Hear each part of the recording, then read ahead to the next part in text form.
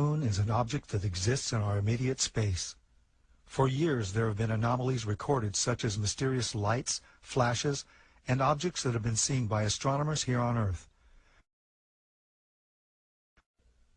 NASA released a compilation of these recorded reports prior to the first moon mission.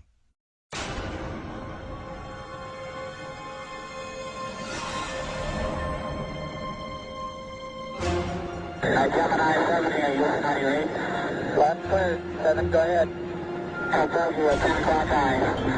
This is Houston, say again, 7? I said we have a approach you at 10 o'clock high. Roger. Building control here again. The reference in that time research was bogies. It was Borman who reported citing the bogies. This is Gemini Control Houston. That's 4 hours, 24 minutes into the flight.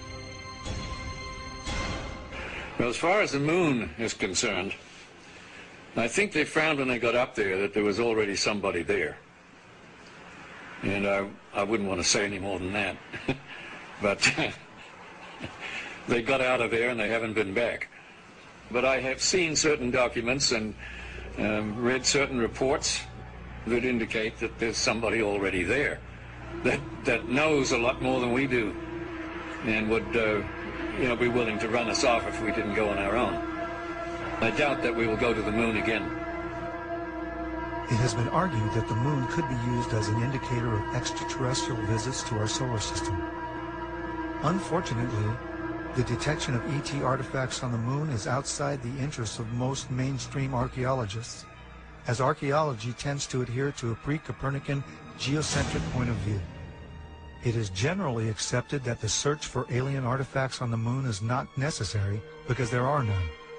Given the success in using terrestrial remote sensing to find archaeological sites on Earth, can similar techniques be used to find possible artificial construction on the moon and other planets? For example, the ancient Khorezmian fortress Khoi Kragan Kala in Uzbekistan, constructed between the 4th century BC to the 1st century AD, appeared as an impact crater before excavation in 1956. On the moon, Khoi Kragan Kala would not be perceived among all the other impact craters.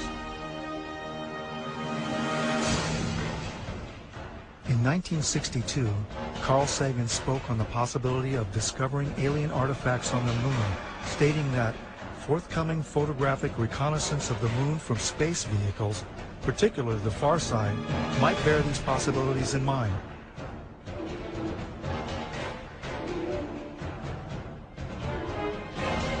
Rectangular patterns on airspace photos are recognized as signs of human culture in the remote sensing of the Earth and air archaeology. It seems reasonable, then, to search for rectangular patterns on the moon or on Mars.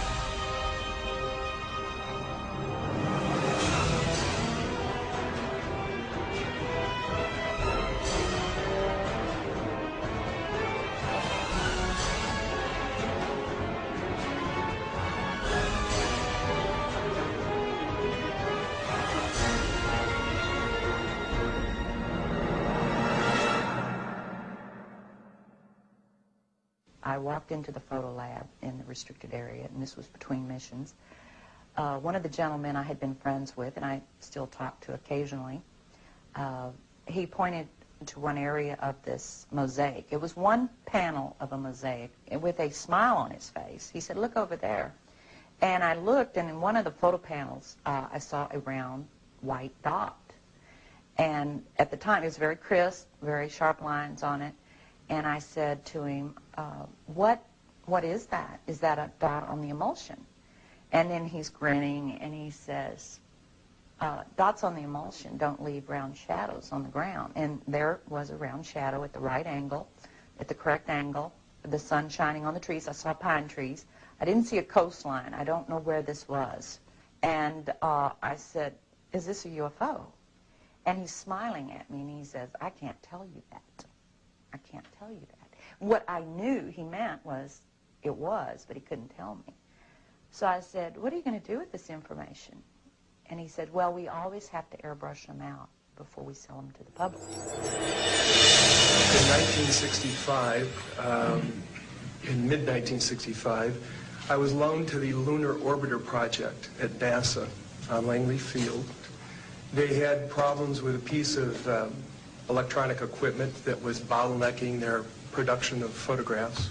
I was taken into the laboratory where the equipment was malfunctioning. The Airman Second Class was in the darkroom at that time. I was also an Airman Second Class. About 30 minutes into the process, he said to me in a very distressed way, by the way, we've discovered a base on the backside of the moon. And then he proceeded to put photographs down in front of me, and clearly in these photographs were structures, spherical buildings, and towers.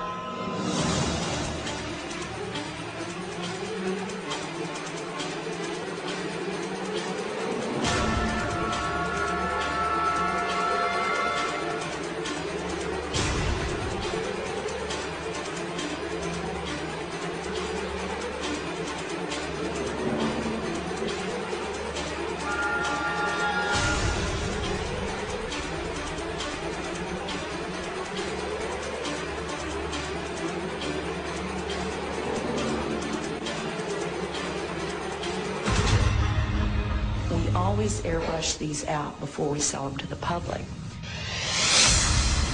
Mosaics and showed this base, which had geometric shapes. There were towers, there were spherical buildings, there were very tall towers and things that looked somewhat like radar dishes, but they were large structures.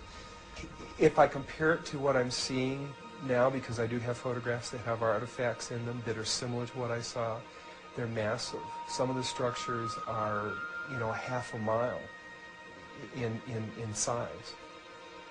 So they're huge structures. Some of the buildings seem to have very reflective surfaces on them. A couple of structures that I saw reminded me of cooling towers at power generating plants. They had that sort of a shape. Some of them were just very, very straight and tall with a flat top. The particular shot that I saw, there were several clustered together over a landscape, a fairly large landscape.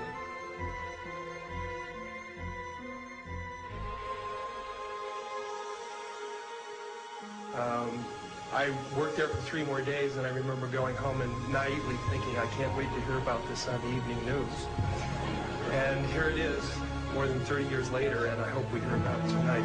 And I will testify under oath before Congress that what I'm saying is the truth.